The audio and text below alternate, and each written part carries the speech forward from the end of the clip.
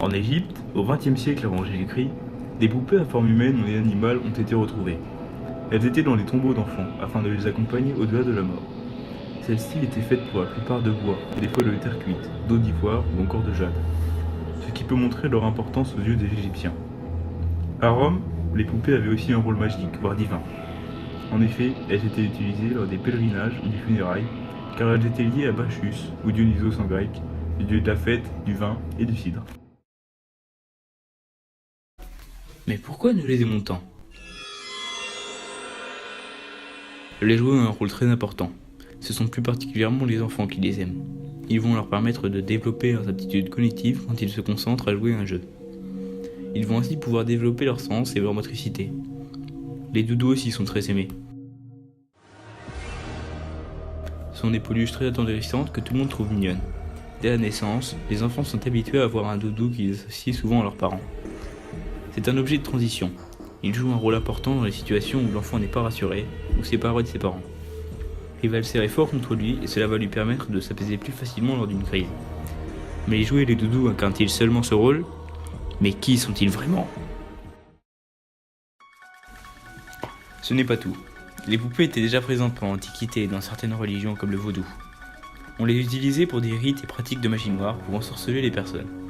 Elles détenaient un pouvoir diabolique, leur permettant de jeter des sorts comme des maladies, des échecs ou bien des ruptures amoureuses. On a retrouvé des poupées maléfiques dans le sanctuaire d'Isis et de Mactermania, au 1er et 3e siècle, à Mayence en Allemagne. Il y a des cas plus récents, comme par exemple dans les années 50, où un père et sa fille vivaient sur une île déserte au large du Mexique. Un jour, la fille a jeté une de ses nombreuses poupées dans l'eau. Seulement, cette fille a été retrouvée, plusieurs jours après, noyée. Son père, lui, est devenu fou et a mutilé les poupées, puis les a exposées. Après cela, l'île fut nommée la Isla de las Monicas, soit l'île aux poupées. Les peluches et autres jouets d'enfants ne sont donc pas aussi inoffensifs qu'ils n'y paraissent. En effet, ces petits objets sont en réalité des êtres vivants qui nous manipulent à longueur de journée. Ces jouets profitent de notre sommeil pour nous injecter une drogue qui nous incite à les aimer encore plus. Leur but? Dominer totalement notre cerveau puis se servir de nous pour prendre le contrôle de la planète. En effet, ces petits êtres influencent toujours la personne la plus importante pour faire le maximum de dégâts. Cela explique notamment le crash de l'avion A320 le 24 mars 2015, où ils ont attaqué le cerveau du copilote, entraînant la mort de centaines de personnes. Ou encore, chaque année, les chefs d'État qui organisent un arbre de Noël présentent cela comme un rituel de fête, mais au contraire, les décorations et les jouets accrochés à ce sapin ont pour but d'approcher les grands dirigeants pour tenter de les assassiner par la suite. Un meurtre d'un président crée toujours un chaos monstrueux et laisse une grande liberté d'action à ces forces maléfiques.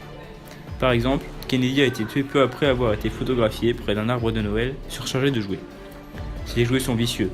Ils profitent de notre proximité pour créer un sentiment de manque dans notre cerveau à partir du moment où on s'en éloigne. De ce fait, nous passons plus de temps que nécessaire avec eux. Mais sont-ils les seuls? En effet, ce ne sont pas les seuls à être coupables de cette manipulation. Ils ont des complices. Les différents points de vente de jouets et de peluches sont leurs repères.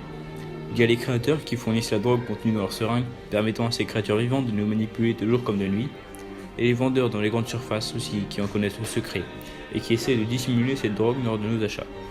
Leurs techniques de vente sont très travaillées, pour que le client soit convaincu.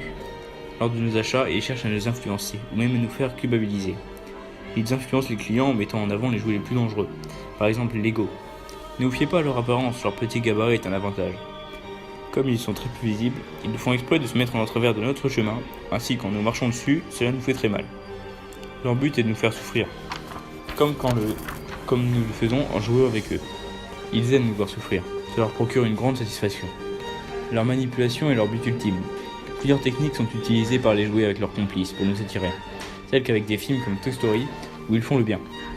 Grâce, ou plutôt à cause de ces films, les enfants s'identifient aux gentils, et vont vouloir avoir les peluches ou les jouets des personnages tirés de ces fictions dans leur chambre. Il est encore plus facile de les inciter à en vouloir encore, puisqu'ils sont influencés lorsqu'ils regardent la télévision à cause des publicités, ou même encore durant la période de Noël, où les enfants reçoivent plusieurs catalogues de jouets. Mais cachent-ils toujours leur vrai visage? Pendant la nuit, ils nous injectent de la méphédrone, avec ces seringues aussi appelée la drogue miaou miaou. Méfiez-vous de ce doux et joli surnom car elle provoque chez son consommateur l'euphorie et la socialisation. Ainsi, ces effets sont tout à leur avantage pour nous manipuler, puisqu'on peut exprimer cette socialisation par notre affection envers eux. Par exemple, lorsque nous sommes tristes, nous faisons un câlin à notre doudou et nous leur parlons. Mais certaines personnes essayent pourtant de nous mettre en garde. John Earl Leonotti en est une. Il a réalisé des films d'horreur comme Annabelle et Chucky 2, mais ce n'est pas le seul cas.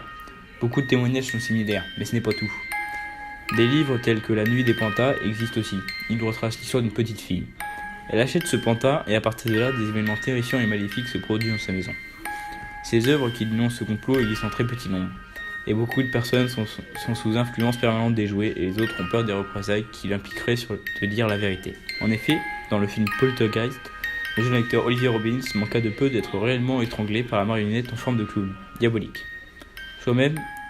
Soi-disant un mauvais réglage d'accessoiriste qui animait la marionnette à l'aide de câbles. Cependant, les jouets sont rancuniers. Faites attention. D'ici 2022, attendez-vous à ce que ces êtres maléfiques prennent possession du monde.